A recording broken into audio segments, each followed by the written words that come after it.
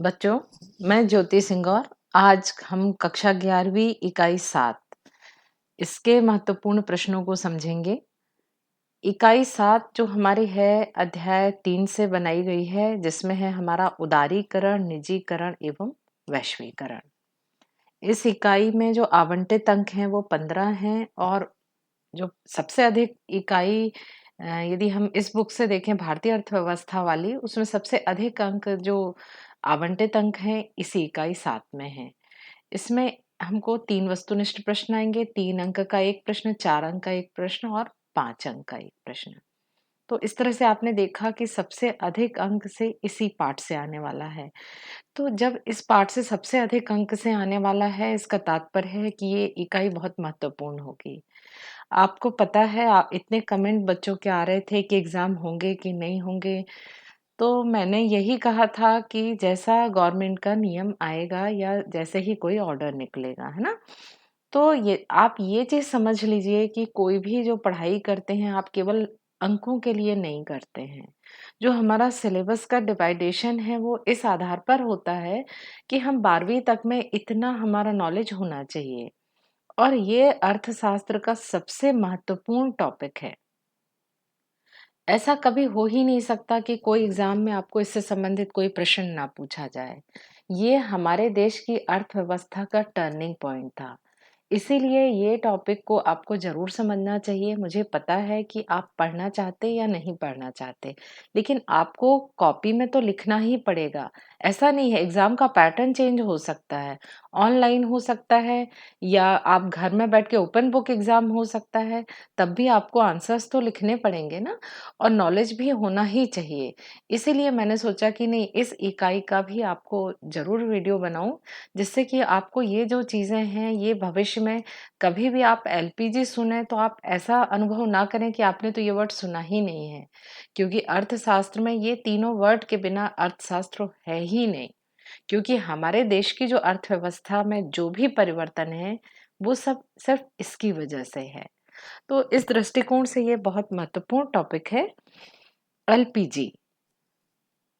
ये एलपीजी हमारे देश में 1991 में आई। उदारीकरण, निजीकरण और वैश्वीकरण, लिबरलाइजेशन, प्राइवेटाइजेशन और ग्लोबलाइजेशन, इन तीनों को मिलाकर ये बनाया गया है हमारा एलपीजी। हमेशा ये कहा जाता है एलपीजी। तो एलपीजी का मतलब आप समझ जाएंगे, उदारीकरण, निजीकरण और वैश्वीकरण। इस चैप्टर को समझने के पहले आपको इतिहास थोड़ा सा जानना जरूरी है। इस अध्याय के लिए हमारा देश में 1947 के बाद, जैसा हमारा देश आज़ाद हुआ, तब से उस वक़्त तो हमारी हालत ठीक नहीं थी। धीरे-धीरे हमारी जो आर्थिक हालत खराब होती गई और हमारा जो भारत का भुगतान संतुलन है, वो बहुत बिगड़ता गया। भारत के पास बहुत कम पैसे बचे, जिससे कि वो विदेशी सामान खरीद सके। एक समय ऐसा आया कि भारत भारत के पास बिल्कुल पैसे नहीं थे, तो उसको अपना सोना विदेश में गिरवी रखना पड़ा। अब हमको विदेशी पैसे की ज़रूरत कहाँ पड़ती थी? हमारे देश में जो पेट्रोलियम है और बहुत सारी जो आवश्यक वस्तुएँ हैं, वो हमको आयात करना पड़ता था, जिसके लिए हमको विदेशी मुद्रा की आवश्यकता थी रहती थी और हमारे देश में केवल इतना पैसा बचा था कि हम 15 दिन का सामान बस विदेश से मंगवा सकते थे। हमारे देश की एक परेशानी और ये थी कि हमारे देश में आयात तो बहुत ज़्यादा हो रहा था और हमारे देश में निर्यात बहुत कम हो रहा था। जब हम कोई भी वस्तु को आयात करेंगे तो हमको विदेशी मुद्रा की आवश्यकता पड़ेगी और आपको यहाँ मैं बता रही कि यहाँ पे मुद्रा थी ही नहीं हमारे देश में। मुश्किल से 15 दिन का रिज़र्व रेशियो हमारे पास बैंक में रखा था। ऐसी स्थिति में अच्छा, ये जब हमारे देश की हालत ऐसी थी, तो हमारे देश में विदेशी निवेशक भी पैसा नहीं लगा रहे थे। वो हमारे देश में कोई पैसा नहीं लगाना चाह रहे थे, क्योंकि हमारे देश की जो आर्थिक स्थिति है, वो बहुत खराब हो चुकी थी। ऐसी स्थिति ने में भारत ने क्या किया, अब कहीं से तो पैसे का इंतज़ाम करना पड़ेगा। तो हमारी सरकार अंतर्राष्ट्रीय पुनर्निर्माण बैंक और विश्व बैंक, जिसे विश्व बैंक के नाम से भी जानते हैं, और अंतर्राष्ट्रीय मुद्रा कोष के पास ऋण लेने के लिए सरकार गई। अब ये बैंक पैसा तो उधार देगी, लेकिन क्या कोई फ्री में पैसा दे देगा? नहीं देगा। तो इन्होंने भारत के सामने एक शर्त रखी ये शर्त रखी कि सरकार को अपने देश में उदारीकरण करना पड़ेगा।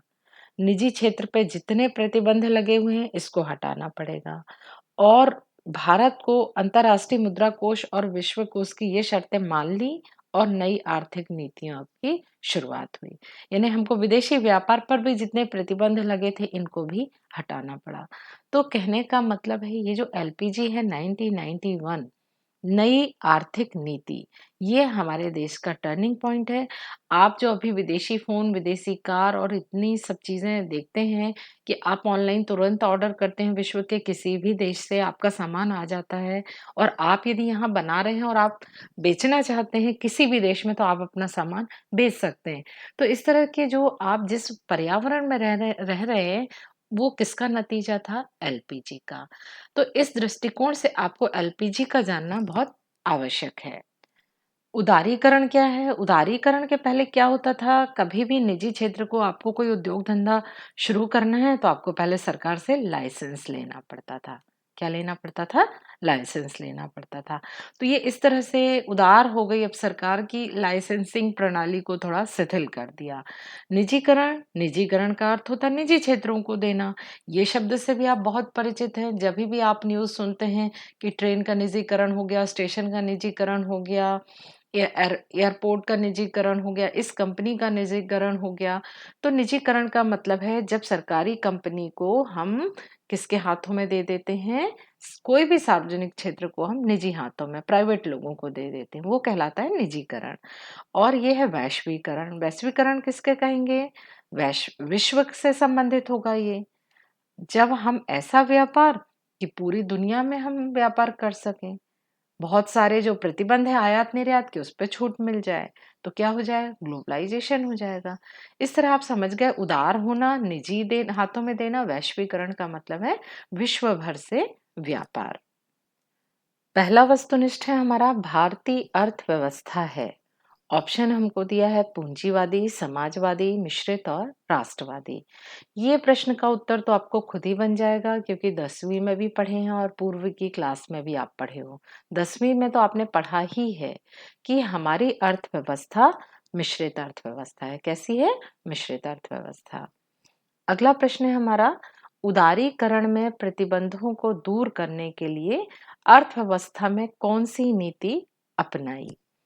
उदारीकरण का अर्थ ऐसे नियंत्रण में ढील देना या उन्हें हटा लेना है जिससे देश का आर्थिक विकास को बढ़ावा मिले।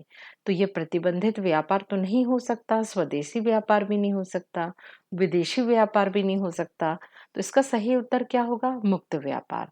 उदार हो जाना यानी कैसा व्यापार करना? मुक्त व्यापार करना। नई आर्थिक नीति कब लागू हुई? अभी मैंने आपको बताया था पहले की स्लाइड में जहाँ पे मैंने एलपीजी लिखा था ना, वहां पे मैंने आपको बताया था कि नई आर्थिक नीति कब शुरू हुई थी? 1991 में। फोर्थ है हमारा डब्ल्यूटीओ का गठन किया गया। WTO means world trade organisation, विश्व व्यापार संगठन। विश्व व्यापार नाम से ही समझ में आ रहा है, विश्व व्यापार संगठन यानी ऐसा व्यापार जो पूरे विश्व में होता हो, उसी से संबंधित कोई ऑर्गेनाइजेशन होगा। यानी ये डब्ल्यूटीओ जो है ये विश्व व्यापार संगठन है, मतलब एक ऐसा संगठन है जो पूरे विश्व में हो रहे व्यापार को व्यवस्थित और एक दूसरे के लिए सहयोगी बनाता है। इसकी स्थापना कब हुई थी? इसकी स्थापना हुई थी 1995 में। अगला प्रश्न है मुद्रास्फीति में। मुद्रास्फीति ये आपके लिए नया वर्ड है। बहुत वस्तु की कीमत बढ़ जाती है, वस्तु की कीमत कम हो जाती है, वस्तु की कीमत बराबर रहती है, कभी अधिक कभी कम हो जाती है। अब आपको इसको अंदाजा ही नहीं है कि इसका मतलब क्या है, क्योंकि आपने इसके पहले ये सुना ही नहीं है 10वीं या 9वीं में। ये टमाटर है। टमाटर का भाव 20 रुपए किलो है। अब टमाटर का भाव हो गया 40 रुपए। तो आप साधारण भाषा में इसको क्या कहते हैं? टमाटर बहुत महंगे हो गए। या कोई भी वस्तु महंगी हो गई तो आप क्या कहते हो? वस्तु बहुत महंगी हो गई या वस्तु की कीमत बहुत बढ़ गई।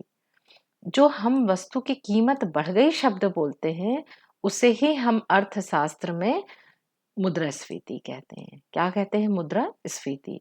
जो साधारण हम बोलचाल की भाषा में बोलते हैं ना कि इस वस्तु की कीमत बहुत बढ़ गई, लेकिन अर्थशास्त्र में इस कीमत बढ़ने को ही हम कहते हैं मुद्रास्फीति। सही जोड़ी मिलाइए। सरकार का न्यूनतम हस्तक्षेप। सरकार जिसमें ज्यादा हस्तक्षेप नहीं करती, यह है हमारा उदारीकरण। दूसरा है मुक्त व्यापार। मुक्त व्यापार किस में होता है? वैश्वीकरण में होता है। सार्वजनिक क्षेत्र की विफलता के कारण नई आर्थिक नीति लागू करना पड़ा था। हमारा जो एलपीजी आया था, नई आर्थिक नीति क्यों लागू करना पड़ा था? इसका जो मुख्य कारण था कि हमारा जो सार्वजनिक क्षेत्र है, जो हमारी सरकार है, हमारे देश में जो भी सरकारी कामकाज हो रहे थे, वो ठीक ढंग से नहीं हो रहे थे। हम पूरे घाटे में चल रहे थे, हमारा निर्यात नहीं हो रहा था, बस हमारे देश में आयात हो रहा था। तो ये जो हमारा सार्वजनिक क्षेत्र था, ये अच्छे से काम नहीं कर पा रहा था, इसीलिए हमको नई आर्थिक नीति लागू करना पड़ा। भारत में नई आर्थिक नीति कब लागू हुई? ये प्रश्न हम देख चुके हैं अभी। सही विकल्प आपको तुरंत पता होना चाहिए। ये देखिए 1991। अभी हमने पिछली स्लाइड में देखा था कि नई आर्थिक नीति कब लागू हुई। ये वाला उत्तर भी हम पहले देख चुके हैं। WTO। इसका सही उत्तर क्या है? ये भी हमने अभी किया था। यानी ये दोनों जो प्रश्न हैं, ये दोबारा है और ये उदारीकरण वाला भी दोबारा है। तो इस तरह से वही विकल्प आपको खालिस्तान में आ जाते हैं, वही वस्तुनिष्ठ में आ जाते हैं, वही सही जोड़ी में आते हैं। यदि आपके कॉन्सेप्ट क्लियर हैं, वो किसी भी फॉर्म में आएंगे तो आप एग्जाम में उसको कर पाएंगे। रिक्त स्थान भरिए। एलपीजी नीति को खालिस्तान टर्न नीति भी दिया गया नाम। क्या? कौन सी टर्न? U turn. नई आर्थिक नीति में खालिस्तान वातावरण को समाप्त किया गया। कैसा वातावरण? नई आर्थिक नीति के पहले हमारे देश में कैसा वातावरण था? प्रतिबंधित वातावरण था। ना कोई ज्यादा बाहर भेज सकता था, ना ज्यादा बाहर से सामान आ सकता था। यानी सामान की तो बात छोड़िए, बहुत सारे नियम कानून इतने ज्यादा थे कि आपको उद्योग स्थापित करना है तो सरकार से परमिशन, लाइसेंस लेना पड़ेगा। तो कुल मिला के जो वातावरण था वो कैसा था? प्रतिबंधित था। तो नई आर्थिक नीति में प्रतिबंधित वातावरण को समाप्त किया गया। नई आर्थिक नीति में खालिस्तान वातावरण का सूत्रपात हुआ। यानी अब कैसा हो गया था वातावरण? अधिक प्रतिस्पर्धी। क्योंकि अब जो व्यापार होने लगा वो विश्व व्यापार होने लगा, सबके लिए प्रतिबंधों में छूट हो गई। तो अब कंपटीशन कैसा हो गया? बढ़ गया। तो अब कैसा वातावरण हो गया? अधिक प्रतिस्पर्धी। 1991 में 2 चरणों में भारतीय रुपये का अवमूल्यन किया गया। अवमूल्यन का तात्पर्य, अवमूल्यन से का क्या मतलब होता है? अवमूल्यन का मतलब होता है कि विश्व की अन्य मुद्राओं की तुलना में अपनी मुद्रा के मूल्य को घटा देना। जो हमारा आप जानते हैं ना कि 70 रुपए बराबर मान लो $1 है, तो हम अपने रुपए को 80 रुपए कर लें, सस्ता कर लें $1 के बदले। तो कभी कभी सरकार ये अपने देश में मुद्रा का अवमूल्यन करती है। जब हमारे देश में चीजें सस्ती हो जाती हैं तो हमारा निर्यात बढ़ जाता है। तो 1991 में हमारे देश की हालत बहुत ज्यादा खराब थी, इसीलिए भारतीय रुपये का अवमूल्यन किया गया। इसके बाद है ये महारत्न, नवरत्न और लघु रत्न। ये 3 चीजें हैं। ये शब्द भी शायद आपने नहीं सुना होगा। ये तीनों जो शब्द हैं, ये उद्योग से संबंधित हैं। ऐसे उद्योगों की कैटेगरी वर्गों में विभाजित किया गया इनके लाभ के अनुसार। जो अच्छी कंपनी, बहुत अच्छी कंपनी थी, उनको महारत्न का दर्जा दिया जाता था। इसके बाद नवरत्न, और उससे छोटी इकाई का नाम दिया जाता था लघु रत्न। इस तरह से जो हमारे देश में अच्छी कंपनियां थी, उनको इन कैटेगरी में रखा गया। हमारे देश में बहुत सारी कंपनीज हैं, ये इस तरह की कैटेगरी में बहुत सारी हैं, जैसे BHEL है, MTNL है, ये NTPC है। और इनमें भी सरकार बहुत सारी चीजों को प्राइवेट कर रही। हिंदुस्तान पेट्रोलियम है, भारत पेट्रोलियम है। तो कहने का मतलब है, जो कंपनियां थी इनको अलग अलग भागों में बांटा जाता है। इनको हम महारत्न, लघु रत्न और अ, नवरत्न कहा जाता है ना। अगला प्रश्न है हमारा, प्रशुल्क क्यों लगाए जाते हैं? प्रशुल्क, प्रशुल्क का मतलब कोई ना कोई शुल्क होगा ये जरूर। प्रशुल्क वास्तव में आयात और निर्यात पर लगाया जाने वाला कर है। मतलब जो प्रशुल्क है, ये मुख्यतः आयात और निर्यात पर लगाया जाने वाला कर है। प्रशुल्क या टैरिफ अंतर्राष्ट्रीय व्यापार में लगाया जाने वाला कर है। प्रशुल्क घरेलू उद्योगों को संरक्षित करने और आयातों को प्रतिबंधित करने के लिए लगाए जाते हैं। यह सरकार की आय को उत्पन्न करने के लिए भी लगाए जाते हैं। इसका मतलब क्या है? सरकार को यदि पैसे अधिक इकट्ठा करना है तो अधिक टैरिफ लगा देती है, अधिक प्रशुल्क लगा देती है। आपने सुना होगा कि स्मगलर, एक वर्ड फ़िल्मों में देखा होगा, स्मगलर, या जो गलत तरीके से जो हमारे देश में सामान ले आते हैं, तो जब भी हमारे देश में कोई सामान आता है, मान लो कि समुद्री मार्ग से आया, तो यहाँ पर अधिकारी इनसे टैक्स वसूल करते हैं। और बहुत सारे जो वस्तुएँ हैं, ये बिना टैक्स के, ये चोरी से, गलत तरीके से देश में पहुँच जाती है, तो ये हमारे देश में ये स्मगलर का माना जाता है कि ये सामान का स्मगलिंग करते हैं। आपने ये वर्ड ज़रूर सुना होगा। इसका मतलब है कि ये जो ये जो वस्तुएँ हैं, ये कानूनी रूप में मान्य नहीं है, क्योंकि ये सरकार को आपने टैक्स जमा, जो प्रशुल्क है, वो टैरिफ जो है, वो हमने जमा नहीं किया। तो जो ये बात आप समझ जाइए कि प्रशुल्क मतलब होता है आयात-निर्यात पर लगाया जाने वाला कर। और क्यों लगाया जाता है? जिससे सरकार की इनकम प्राप्त हो। इससे जो भी पैसा प्राप्त होगा, तो हमारे देश के विकास में काम आएगा। अच्छा, क्यों लगाया जाता है? देखिए, कई बार प्रतियोगिता को प्रोत्साहित करने के लिए प्रशुल्क कम कर दिए जाते हैं जानबूझ के, कि भाई जो भी व्यापार हो, इंटरनेशनली व्यापार बहुत ज़्यादा बढ़ जाए, ऐसे में प्रशुल्क को हटा दिया जाता है। और जब लगता है कि हमारे देश में संरक्षण की ज़रूरत है, हमको अपने देश में प्रतियोगिता कम करना है, तो हम टैक्स बढ़ा देते हैं, प्रशुल्क को क्या करेंगे हम? बढ़ा देंगे। प्रशुल्क बढ़ जाएगा तो हमारे देश में जो वस्तुएँ हैं वो कम आयात हों, क्योंकि चीज़ें महँगी हो जाएँगी। तो इस तरह से प्रशुल्क को बढ़ाकर और प्रशुल्क को कम करके हमारे देश में यदि जो व्यापार की प्रतियोगिता है, उसको भी नियंत्रित किया जाता है। अगला है विश्व व्यापार संगठन, डब्ल्यूटीओ, वर्ल्ड ट्रेड ऑर्गेनाइजेशन। क्यों बनाया गया था? आप इससे ही समझ लीजिए, विश्व मतलब पूरे विश्व में, व्यापार मतलब व्यापार के लिए, संगठन। जब हमारे पूरे विश्व में व्यापार होने लगा, तो उनको एक व्यवस्थित रूप में एक नियमावली, नियम के अनुसार चलाने के लिए कुछ एक संगठन की ज़रूरत हुई। इसकी स्थापना हुई थी 1 जनवरी 1995 में। डब्ल्यूटीओ, विश्व व्यापार संगठन की स्थापना हुई। विश्व व्यापार संगठन वास्तव में विश्व की अर्थव्यवस्था को नियंत्रित एवं संचालित करने वाला एक दस्तावेज है। यानी एक ऐसा संगठन है जो पूरे विश्व को नियंत्रित, पूरे विश्व की अर्थव्यवस्था को नियंत्रित करता है। इसका उद्देश्य क्या था? इसका उद्देश्य है कि विश्व के संसाधनों का इष्टतम उपयोग हो। जैसे हमारे देश में मान लो लोहा बहुत ज़्यादा है और जापान के पास लोहा नहीं है। तो क्या होगा? हमारे देश की जो वस्तुएँ हैं लोहा की, वो कौन आयात कर लेगा? जापान कर लेगा। और जापान की जो तकनीक है, हमारे पास नहीं है। हम किससे तकनीक ले सकते हैं? जापान से। तो जो डब्ल्यूटीओ की स्थापना हुई थी, उसका उद्देश्य ये था कि पूरे विश्व में जो किसी देश में संसाधन है, उसका उपयोग पूरी तरह से उपयोग हो और दूसरे विश्व के देश भी उसका लाभ उठा सकें। विश्व व्यापार संगठन का मुख्य उद्देश्य विश्व में मुक्त, अधिक पारदर्शी और अधिक व्यापार व्यवस्था को स्थापित करना है। यानी पूरे विश्व में अच्छे तरीके से कोई लड़ाई झगड़ा ना हो।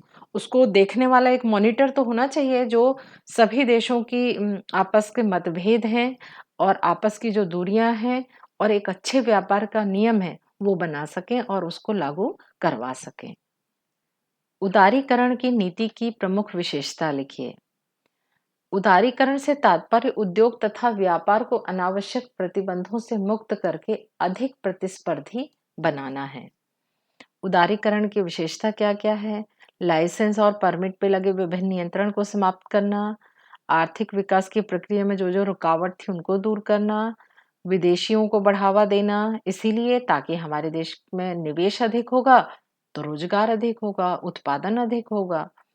कृषि का भी विकास करना, बजट घाटे और कुव्यवस्था से जाल से निकलने के लिए निजी क्षेत्र की, यानी हमारे देश में निजी क्षेत्र को भी बढ़ावा देना। बजट घाटा कम करके महंगाई, अभी हमने देखा था ना मुद्रास्फीति वर्ड, मुद्रास्फीति यानी महंगाई, हमारे देश में महंगाई को नियंत्रित करना। भुगतान संतुलन को अनुकूल बनाना, यानी हमारे देश का जो आयात है और निर्यात है इसको संतुलित करना। अंतर्राष्ट्रीय बाजारों में प्रवेश हेतु भारतीय उद्योगों को प्रतिस्पर्धा बढ़ाना, यानी हमको अपने देश की वस्तुओं को इतनी अच्छी बनाना है कि जिससे कि हम विदेशों में भी व्यापार कर सकें और निर्यात कर सकें। अगला प्रश्न है, वैश्वीकरण का अर्थ लिखते हुए उसकी विशेषताएं लिखिए। वैश्वीकरण से अभिप्राय ऐसी प्रक्रिया से है जो विश्व अर्थव्यवस्था में आए खुले की बढ़ती हुई परस्पर आर्थिक निर्भरता और आर्थिक एकीकरण के फैलाव से संबंधित है। यानी कहने का मतलब है, अभी मैंने आपको बताया था कि जब पूरा विश्व में व्यापार होने लगे उसको हम वैश्वीकरण कहेंगे। वैश्वीकरण शब्द से तात्पर्य विश्व एक बाजार के रूप में, पूरा विश्व जब एक बाजार बन जाए उसे हम वैश्वीकरण कहेंगे। वैश्वीकरण में विश्व के वित्तीय तथा तकनीकी संसाधनों का स्वतंत्र आवागमन होता है, यानी पैसा और तकनीक कोई प्रतिबंध नहीं होता, आसानी से एक स्थान से दूसरे स्थान हम ले जा सकते हैं। वैश्वीकरण सरकार शुरू किए, सबसे पहले उदारीकरण आया, निजीकरण, और इनका ही नतीजा है वैश्वीकरण। वैश्वीकरण की विशेषता, देश की अर्थव्यवस्था को विश्व की अर्थव्यवस्था के साथ एकीकृत किया जाता है। ये भी मैंने आपको बताया कि सभी वस्तुओं, सेवाओं, पूंजी, तकनीक सभी का हम अंतर्राष्ट्रीय व्यापार करने लगते हैं। बहुराष्ट्रीय कंपनियों का विस्तार होता है और सरकार की संरक्षणात्मक नीति का क्षेत्र कम हो जाता है। संरक्षणात्मक का मतलब है ऐसे क्षेत्र जिन पर बहुत सारे प्रतिबंध लगे हों। अब हर चीज में आपको खुलापन मिल जाएगा। मान लो बैंकिंग सेक्टर है, पहले बैंकिंग सेक्टर को पहले विदेशी बैंक नहीं खोल सकते थे, लेकिन वैश्वीकरण के बाद जो विदेशी भी हमारे देश में बैंक में पैसा लगाने लगे और वो अपना बैंक भी खोलने लगे। तो यानी इस तरह से संरक्षणात्मक नीति का क्षेत्र को कम करना। अगला है हमारा प्रश्न, नई आर्थिक नीति के सकारात्मक प्रभाव समझाइए। नई आर्थिक नीति वही कौन सी आर्थिक नीति जो 1991 में बनी। नई आर्थिक नीति में कौन कौन सी चीजें थी? LPG, ये तीनों। एक प्रश्न और है हमारा दीर्घ उत्तरी में, भारत उदारीकरण और विश्व बाजार के एकीकरण होने से लाभान्वित हो रहा है, क्या आप इससे सहमत हैं? इन दोनों प्रश्नों का उत्तर लगभग एक समान है, इसीलिए मैंने एक साथ इसको लिख दिया है। सकारात्मक प्रभाव, आर्थिक समृद्धि। सन 1990-91 में भारतीय अर्थव्यवस्था में गतिशीलता का नितांत अभाव हो गया था। सकल राष्ट्रीय उत्पाद की वृद्धि दर 1% से भी नीचे पहुंच गई थी, लेकिन आर्थिक सुधारों के परिणामस्वरूप भारतीय अर्थव्यवस्था एक सक्रिय अर्थव्यवस्था में परिवर्तित हो गई और जो हमारा जीडीपी था वो 6% से 8% तक पहुंच गया। इसका मतलब है कि हमारी जो जीडीपी 1% से भी कम थी, वो कितनी पहुंच गई? 6 से लेके 8% तक बढ़ गई हमारी जीडीपी। इसका मतलब है, आपको दिख रहा है कि नई आर्थिक सुधार नीति के कारण जो हमारे देश का सकल घरेलू उत्पाद था वो बढ़ गया। राजकोषीय घाटे में सुधार। नई आर्थिक सुधार के परिणाम स्वरूप केंद्र सरकार का राजकोषीय घाटा निरंतर कम होता गया। यह सकल घरेलू उत्पाद के 5% के आसपास बना रहा, अर्थात सरकार के राजस्व में वृद्धि हुई। यानी हमारे देश का जो सरकारी पैसा, राजस्व का मतलब होता है सरकारी पैसा, जो सरकारी के पास, आपको मैंने बताया था कि 1990-91 में हालत बहुत ज्यादा खराब हो गई थी, 15 दिन का हमारे पास पैसा बचा था। परंतु जैसे ही हमने नई आर्थिक सुधार कार्यक्रम शुरू किया तो हमारे राजस्व में निरंतर वृद्धि होती गई। विदेशी निवेश में वृद्धि। नई आर्थिक सुधारों के परिणाम स्वरूप देश में प्रत्यक्ष विदेशी निवेश की मात्रा में अत्यधिक वृद्धि हुई। इससे देश में उत्पादन और प्रौद्योगिकी का भी विकास हुआ। ये तो आप जानते हो कि हमारे देश में कितनी विदेशी कंपनियां काम करती हैं। शायद ही कोई चीज हो जिस पर विदेशी कंपनी हमारे देश में काम ना करती हो, जबकि 1991 के पहले ऐसा बिल्कुल नहीं था। थोड़े समय पहले ही आप देखे होंगे कि आप अपने पापा से पूछना, केवल एक सिम होती थी बीएसएनएल की। जिसको लेने के लिए 3-4 महीने की वेटिंग होती थी। लैंडलाइन फ़ोन होता था, जिसके लिए 4-4 6 महीने लग जाते थे, इंतज़ार करना पड़ता था कि हमारा नंबर कब आएगा। और एक फ़ोन आता था 1-2 कंपनी का जो कितना महँगा होता था और उसकी तकनीक भी उन्नत नहीं थी। अब विदेशी निवेश में वृद्धि के कारण क्या हो गया, कॉम्पिटिशन, प्रतिस्पर्धा बढ़ गई और अब आपको सिम वो फ्री में दे के जाते हैं, ऑफ़र भी साथ में देते हैं कि 2 महीने आप फ्री में बात करिए और जो पैसे की दर भी है, बात करने की कॉल्स की जो दर है वो भी बहुत कम है। ये हमारा नई आर्थिक नीति के का ही परिणाम स्वरूप है कि आप इस तरह की ज़िंदगी जी रहे हैं। जबकि ये सब पहले क्या होता था, बहुत महँगा होता था और बहुत मुश्किल होता था। कीमतों पर नियंत्रण, ये भी आप समझ गए होंगे, कीमत पर नियंत्रण क्यों होगा? यही जो मैंने उदाहरण अभी बताया। केवल एक भारत का फ़ोन है, ये आ रहा है ₹5000 का। और यदि विश्व के सारे देश हमारे देश में व्यापार कर सकते हैं, तो ये जो फ़ोन हमको 2000 में भी मिल जाएगा। ये मुझे बताने की ज़रूरत नहीं है कैसे मिल जाएगा। जब कॉम्पिटिशन होगा, विश्व के सभी देश अपना फ़ोन भारत भारत में बेचेंगे, तो कॉम्पिटिशन के कारण ये रेट जब 2000 कर देगा, तो भारत वाला भी जो 5000 कमा रहा था, ये भी अपने फ़ोन की कीमत कितना कर देगा मजबूरी में? 2000। तो इस तरह से वस्तुओं की कीमत भी नियंत्रित हो जाती है। विदेशी विनिमय कोषों में भी वृद्धि हो गई, जो मैंने बताया था कि हमारे पास केवल 15 दिन का पैसा बचा था। अब क्या हालत है? हमारे पास पर्याप्त मात्रा में विदेशी विनिमय कोष है। अगला प्रश्न है हमारा, भारत में आर्थिक सुधार क्यों प्रारंभ किए गए? इसकी मैंने बहुत ज़्यादा शुरू में ही पहली स्लाइड में ही बहुत कहानी बता दी थी, काफ़ी कुछ कि हमारे देश की हालत बहुत खराब हो गई थी। अब आपको तो रट जाना चाहिए कि क्यों शुरू की गई। हमारे देश में आर्थिक संकट आ गया था, आर्थिक विकास की गति बिल्कुल धीमी हो गई थी। अब इसको तेज करने और हमारे पास विदेशी कोष नहीं बचा था। इसके कारण और हमको मजबूरी में जब हमको उधार लेना पड़ा बैंकों से, तो उनकी जो शर्त थी उसको भी मानने के लिए भी हमको नई आर्थिक नीति शुरुआत करनी पड़ी। तो इसके बहुत सारे कारण थे। सबसे पहला था, उस वक़्त का जो कारण था, अंतर्राष्ट्रीय कारण था, वो था खाड़ी संकट। भारत सन 1990 में नहीं, सन 1990 में, ये गलत लिखा है भारत, सन 1990 में ईरान-इराक युद्ध के कारण तेल की कीमतों में वृद्धि हो गई, जिसने भारत की आर्थिक समस्या को बढ़ा दिया। क्यों बढ़ा दिया? क्योंकि हमारा जो मुख्य आयात था वो क्या था? तेल था, पेट्रोलियम था और 1990 में ईरान और इराक युद्ध हो रहा था, जिसकी वजह से ये तेल की कीमतें बहुत ज़्यादा बढ़ गईं। अब हमारे पास तो पैसा ही नहीं है और ऊपर से यहाँ युद्ध के कारण तेल की कीमतें बढ़ गईं। तो ऐसे में जो हमारा पैसे का हिसाब-किताब था वो सब कुछ गड़बड़ हो गया और देश की राजनीतिक अस्थिरता भी उत्पन्न हो गई और जब हमारा देश गड़बड़ा गया तो पूरे विश्व में हमारी पोजीशन कैसी हो गई? खराब हो गई और हमारी जो साख थी पूरे विश्व में वो बहुत नीची हो गई।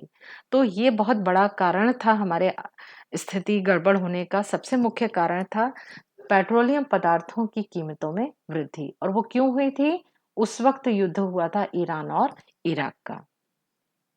राजकोषीय घाटे में वृद्धि। मैंने ये बता ही चुकी हूँ आपको कि ऋण हमारे सरकार पे बहुत कर्ज हो गया था। अब कोई भारत को कर्ज देने ही नहीं चाह रहा था, क्योंकि हमारी जो स्थिति थी वो आप देखे होंगे कि जब एक गरीब व्यक्ति होता है और वो बैंक जाता है, तो उसको वापस बैंक वाले भगा देते हैं, रहने दो हमको कर्ज नहीं देना। और वहीं कोई अमीर व्यक्ति, बड़ा उद्योगपति जाता है, तो वो लाखों और करोड़ों रुपए उसको कर्ज मिल जाता है। तो ऐसा क्यों होता है?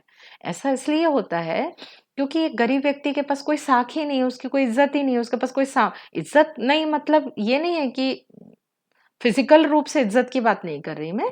इज़्ज़त नहीं का मतलब उसके पास उसकी साख नहीं है। साख नहीं है, उसके पास कोई प्रॉपर्टी नहीं है, तो उसको कोई भी भगा देता है। और एक जो अमीर व्यक्ति होता है, उसके पास उसकी अपनी प्रॉपर्टी होती है, उसकी ज़मीन-जायदाद होती है, जिसको वो गिरवी रखकर आसानी से उधार ले लेता है। तो भारत के पास ऐसा कोई मुद्रा नहीं थी, जिसकी वजह से इसकी साख कम हो गई और इसको कोई ऋण नहीं देना चाहता था। कीमत में वृद्धि। उस वक़्त खाद्य पदार्थ की कीमत भी बढ़ गई और पेट्रोलियम पदार्थ की भी कीमत बढ़ गई। सार्वजनिक क्षेत्र की असफलता, ये भी आप पढ़ लेंगे क्योंकि हमारे देश में जो सार्वजनिक क्षेत्र था उस वक़्त वो अच्छी नीतियाँ नहीं बना पा रहा था, हमारे देश के उद्योग अच्छे से नहीं चल पा रहे थे, जैसे चलना चाहिए। तो इस तरह से सरकारी जो कामकाज था, वो अच्छे से नहीं हो पा रहा था। हमारा जो भुगतान संतुलन था, वो भी असंतुलित था और अंतर्राष्ट्रीय परिस्थितियाँ भी अच्छी नहीं थी। तो ये सभी 4-5 कारण थे हमको नई आर्थिक नीति की शुरुआत करने के लिए। अगला प्रश्न है, क्या निजीकरण एवं उदारीकरण एक ही सिक्के के 2 पहलू हैं? आर्थिक सुधार कार्यक्रम की मुख्य विशेषता थी उदारीकरण, निजीकरण और वैश्वीकरण। आप जान गए होंगे कि अब ये तीनों चीजें थी। वास्तव में निजीकरण और उदारीकरण एक ही सिक्के के 2 पहलू हैं, परंतु दोनों में अंतर भी है। बहुत थोड़ा अंतर है, लेकिन अंतर भी है। देखिए, उदारीकरण का मतलब क्या था? जब सरकार कर नीति, आयात-निर्यात नीति, औद्योगिक नीति आदि के माध्यम से निवेश, उत्पादन, विपणन नियंत्रण को हटा देती है। जब इतनी सब नीतियों से सरकार अपना नियंत्रण हटा देती है, उदार हो जाती है, उसे हम उदारीकरण कहते हैं। और निजीकरण, निजी का मतलब क्या होता है? जब निजी हाथों में दे दिया जाए। इसको यही समझ लीजिए कि ये सरकार के ही पास है, परंतु ये आपको छूट दे देगी कि ठीक है, आप उद्योग खोल लीजिए, आपको ज़्यादा टैक्स नहीं देना पड़ेगा, टैक्स में छूट मिल जाएगी या हम आपको ये सुविधाएँ देंगे। तो इस तरह से ये उदारीकरण कहलाता है, जबकि निजीकरण इसका अलग है। निजीकरण में क्या होता है, आपको दे दिया जाएगा, आप अपने हिसाब से काम कर सकते हैं। आप सरकार के नियम के आधार पर सरकार की जो संबद्धता है वो नहीं रहती। अब किसके हाथ में आ जाती है? निजी हाथों में आ जाती है। इसे हम निजीकरण कहते हैं। इन दोनों के अंतर को मैंने लिखा है, जिससे आप दोनों को आपको क्लियर हो जाएगा कि दोनों में अंतर क्या है। सरकारी नियंत्रण के साथ होता उदारीकरण और ये निजी हाथों में होता है। उदारीकरण में सार्वजनिक लाभ को ध्यान में रखा जाता है, क्योंकि ये उदारीकरण का मतलब है अभी भी सरकार के हाथ में है, और निजीकरण का मतलब है ये किसका लाभ होगा? यहाँ स्वलाभ। यानी ये किसी एक व्यक्ति, मैंने यदि कंपनी खरीद ली, मैंने एक स्टेशन खरीद लिया, तो यहाँ पे किसका लाभ देखूंगी मैं? खुद का लाभ। जबकि यदि उदारीकरण होगा तो ये सरकारी ही रहेगा, तो ये किसका लाभ देखेगा? सरकार का लाभ देखेगा। तो इस तरह से दोनों एक तो नहीं है, दोनों में क्या अंतर है वो आपने देख लिया। भारतीय अर्थव्यवस्था में निजीकरण की मुख्य विशेषताएं लिखिए।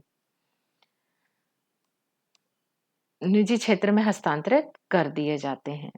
विशेषताएं, उचित विदोहन को सुनिश्चित करना, उत्पादकता में वृद्धि और परिचालन क्षमता को बढ़ाना, आधुनिकीकरण और उद्योग के लिए औद्योगिक शोध और विकास कार्यक्रम तेज करना, अर्थव्यवस्था को अधिक प्रतिस्पर्धा योग्य बनाना, वित्तीय संसाधन जुटाना, और ये हो गया हमारा निजी क्षेत्र में उत्पादन क्रियाओं को सार्वजनिक क्षेत्र के साथ संबंधित करना, बाह्य ऋणों को भार को कम करना। तो ये सारे पॉइंट्स दिए हुए हैं, बार बार मैं वही बात समझाऊंगी, इससे बेहतर है कि आप इसको याद कर लीजिए 5-6 बिंदुओं को। अगला प्रश्न है, भारत में वैश्वीकरण को प्रेरित करने वाले, यानी वैश्वीकरण क्यों हुआ? इस कौन कौन से ऐसे कारण थे जिसके कारण हमको वैश्वीकरण करना पड़ा? सबसे पहला है प्रतियोगिता। पूंजीवादी अर्थव्यवस्था की एक प्रमुख संस्था प्रतियोगिता होती है। इस प्रतियोगिता के कारण अनेक कंपनियों को विदेशों में नए बाजार ढूंढने पड़ते हैं। इस प्रतियोगिता से ही उत्पादन और विपणन की नई नीति का विकास हुआ। जो पूंजीवादी अर्थव्यवस्था होती है, यानी आप ये समझ लो एक ऐसा व्यापारी जो पूंजी कमाना चाहता है। पूंजीवादी अर्थव्यवस्था यानी खुद का लाभ। यहाँ समाज इम्पोर्टेंट नहीं होता, यहाँ खुद का लाभ। तो यदि मैं पूंजीवादी अर्थव्यवस्था में हूं तो मैं क्या देखूंगी? मैं मार्केट देखूंगी ना। अब ये मेरा देश है मान लो, तो अब मैंने यहाँ पूरा व्यापार कर लिया। अब और मैं क्या देखूंगी? पड़ोसी देश देखूंगी कि चलो भारत में भी जाना चाहिए, यहाँ जनसंख्या बहुत भरी पड़ी है, तो मैं अपना व्यापार ज्यादा अच्छा कहाँ कर सकूंगा? इंडिया में कर सकूंगा। और आगे बढ़ गया, मैंने देखा चलो श्रीलंका में भी कर लेते हैं मैं, और पाकिस्तान में भी हम कर लेते हैं। तो मेरा व्यापार क्या हो गया? बढ़ गया। तो वैश्वीकरण का को जो प्रेरित करता है उसका मुख्य कारण है ये पूंजीवादी अर्थव्यवस्था। उनको लगता है कि हम जितना बड़ा विश्व में हमको मार्केट मिलेगा, हमारा व्यापार उतना ही अधिक बढ़ जाएगा। अगला पॉइंट है वस्तु की किस्त की नई मांग रुचि फैशन और वस्तु के छोटे जीवन चक्र कंपनी के वैश्वीकरण को प्रोत्साहित करते हैं। ये बोल रहा है बाजार मार्केट, वही बात है कि इंडिया में भी बेचना है, श्रीलंका में भी, पाकिस्तान में भी हमको बाजार चाहिए है। अच्छा, एक कुछ चीज़ों के ऐसे होते हैं छोटे जीवन चक्र होते हैं, यानी कुछ वस्तुएं जल्दी खराब हो जाती हैं। जैसे भारत में आम का उत्पादन हुआ, क्या ये आम को हम 10 साल तक, 5 साल तक रख सकते हैं? नहीं रख सकते। अब बहुत ज़्यादा आमों का उत्पादन हो गया, हाँ, तो हमको बाज़ार तो ढूँढना पड़ेगा ना। हम श्रीलंका भेजेंगे, हम बांग्लादेश भेजेंगे, हम अमेरिका भेजेंगे, हम यूरोप भेजेंगे ये आमों को, क्योंकि आम का चक्र जो जीवन चक्र है वो कैसा है? छोटा है। तो हम देखेंगे कि हम विश्व के सभी देशों में आम बेच सकें, जिससे हमारा व्यापार भी बढ़ जाए और हमारी वस्तु भी खराब ना हो। इसके बाद है तकनीक। वैश्वीकरण को प्रोत्साहित करने में तकनीक मुख्य भूमिका रही है। न्यूनतम लागत पर उत्पन्न करना, श्रेष्ठ किस्म का उत्पादन करना आदि इसके द्वारा संभव है। देखो, हर देश की एक अलग तकनीक होती है। वैश्वीकरण से ये फायदा हुआ है कि तकनीकी के क्षेत्र में हम बहुत उन्नति कर लिए हैं। आपने अभी कोरोना में देखा कि कितने कम समय में हमारे देश में सारी चीज़ें, दवाइयाँ हैं, मास्क हैं या सैनिटाइज़र है या सैनिटाइज़र बॉटल है, इन सब का उत्पादन कितने कम समय में होने लगा। क्योंकि हमने जो तकनीक थी, वो तकनीक सही तकनीक का इस्तेमाल किया और उसकी वजह से हमारा निर्यात भी बहुत ज़्यादा ऐसे समय में भी बढ़ा। तो वैश्वीकरण से एक फ़ायदा यही होता है कि हम उन्नत तकनीक दूसरों की अपना लेते हैं। प्रशुल्क में कमी, वैश्वीकरण से जो प्रशुल्क लगाए जाते हैं, जो टैरिफ है, वो हटा लिया जाता है या कम कर लिया जाता है। इससे भी हमारा विदेशी व्यापार बढ़ जाता है। वैश्वीकरण एक चेतावनी, किस प्रकार समझाइए? वैश्वीकरण तो अभी हमने तारीफ सुन ली या क्यों शुरू किया गया ये भी हमने देखा। एक चेतावनी, इसका मतलब है, चेतावनी का मतलब कुछ तो गड़बड़ है। किस प्रकार समझाइए?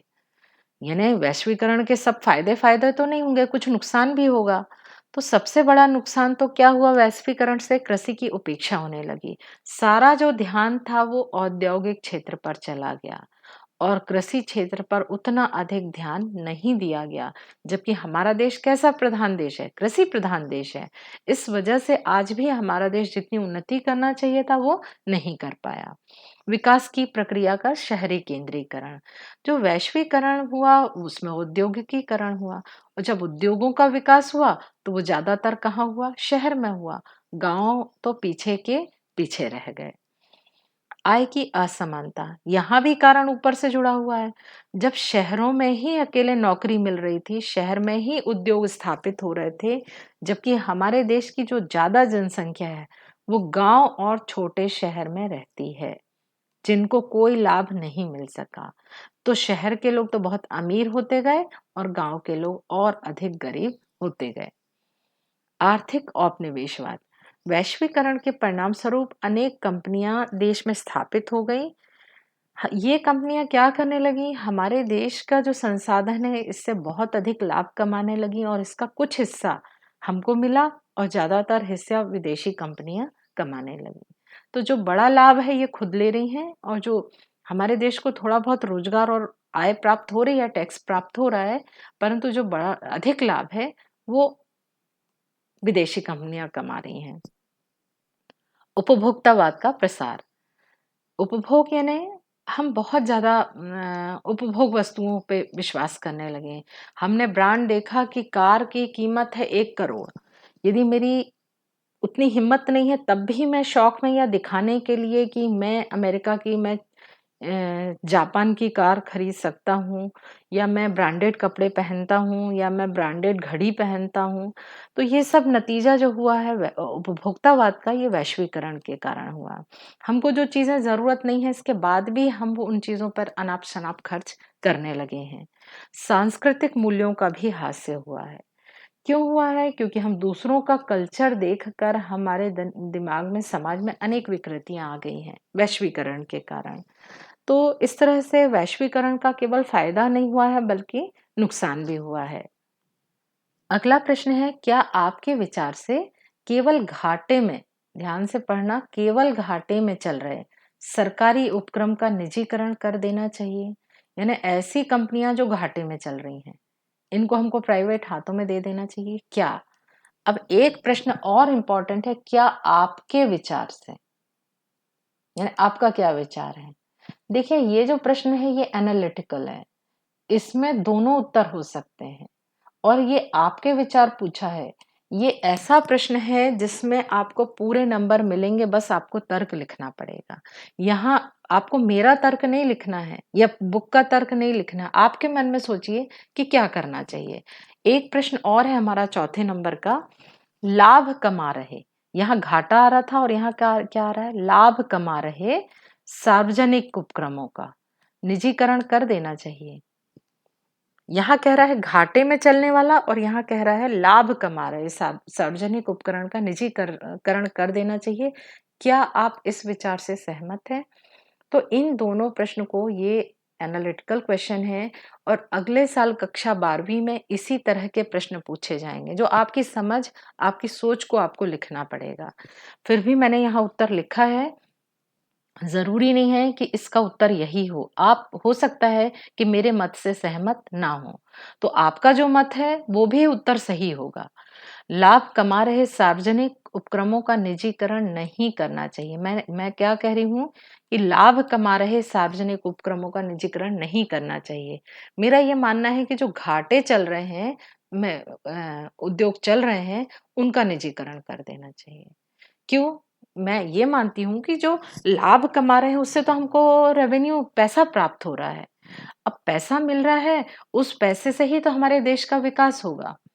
और यदि हमारे लाभ कमा रहे उपक्रम से यदि हमको पैसा नहीं प्राप्त होगा, तो हमारा देश का काम कैसे चलेगा? सार्वजनिक उपक्रमों को प्रतिस्पर्धी, आधुनिक और दक्ष बनाने के लिए हमें मुद्रा की ज़रूरत है, पैसे की ज़रूरत है, जो हमें कौन दे रहे हैं? लाभ कमा रहे उद्योग दे रहे हैं।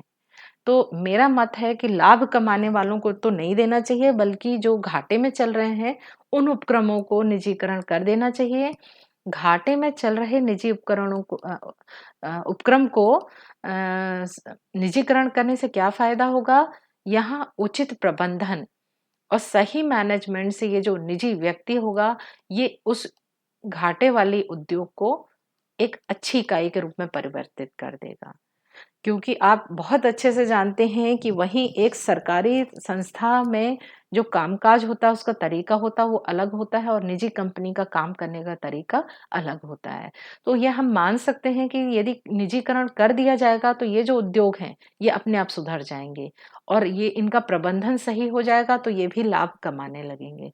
तो इस तरह से आप समझ गए होंगे कि ये दोनों प्रश्नों का उत्तर आप अपने मन से लिख सकते हैं। अंतिम प्रश्न है, सेवा क्षेत्र के तीव्र विकास के लिए उत्तरदायी प्रमुख कारक कौन-कौन से हैं? हमारे देश में आप जानते हैं 3 सेक्टर होते हैं। फर्स्ट प्राथमिक क्षेत्र, द्वितीयक क्षेत्र और तृतीयक क्षेत्र। प्राथमिक सीधा-सीधा जो जमीन से जुड़ा है, खेती-बाड़ी से जुड़ा है। द्वितीयक यानी विनिर्माण, पहले से जो निर्माण हो रहा है, या आप इसको सरल शब्दों में उद्योग समझ लीजिए। और तीसरा क्षेत्र होता है सेवा क्षेत्र। ये आपने 10th में पढ़े हो, प्राथमिक, द्वितीयक और तृतीयक क्षेत्र। अब ये है प्रश्न कि सेवा क्षेत्र का विकास हमारे देश में क्यों अधिक हो रहा है? ये प्राथमिक और द्वितीयक का नहीं हो रहा है। इसके क्या कारण हैं? तो सबसे पहला कारण तो है कि प्राथमिक क्षेत्र में जितना होना चाहिए, निवेश होना चाहिए, उतना नहीं हो रहा है। यानी किसानों को जो सुविधाएँ मिलना चाहिए, किसानों कृषि करने के लिए जो एक अनुसंधान होना चाहिए और जितनी उन्नति होना चाहिए, वो नहीं हमको सुविधा मिल पा रही है, जिसके कारण से लोगों का ध्यान कृषि की तरफ नहीं है। इसी प्रकार औद्योगिक क्षेत्र भी, विनिर्माण क्षेत्र भी में भी निवेश की कमी है। और हमारे यहाँ सबसे बड़ी कमी है कि हमको प्रशिक्षण नहीं दिया जाता।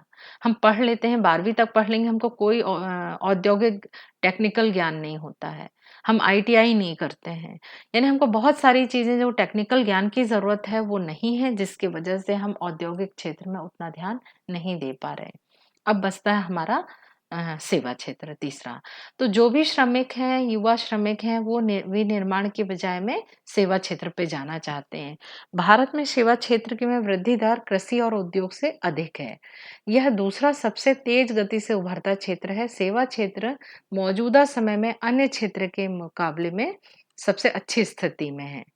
हमारे देश में आप देखते होंगे कि हर घर से विदेश में या हमारे देश में ही इंजीनियर हैं या बैंक में काम कर रहे हैं बच्चे, जितने नए बच्चे हैं, आपके भाई हैं, पड़ोसी हैं, कोई ना कोई होगा। जैसे आप देख रहे होंगे मोबाइल कंपनी में ही कितने बच्चे नौकरी कर रहे हैं।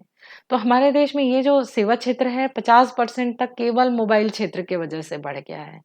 तो कहने का मतलब है कि प्राथमिक और द्वितीयक क्षेत्र में उतनी उन्नति नहीं हुई है जितनी हमारे देश में सेवा क्षेत्र में हुई है। जबकि चीन में क्या है वो जो दूसरा क्षेत्र है, औद्योगिक क्षेत्र है, उस पे उनने अधिक फ़ोकस किया है। वहाँ की जो ज़्यादातर जनसँख्या है वो उद्योग क्षेत्र पे लगी है। यदि हमको भी अपने देश का विकास करना है, तो हमको उद्योग क्षेत्र जो दूसरा वाला क्षेत्र है, उसको विकसित करना पड़ेगा। उससे हमारे देश में उत्पादन भी बढ़ेगा और हमारे देश का आर्थिक स्थिति भी बढ़ेगी।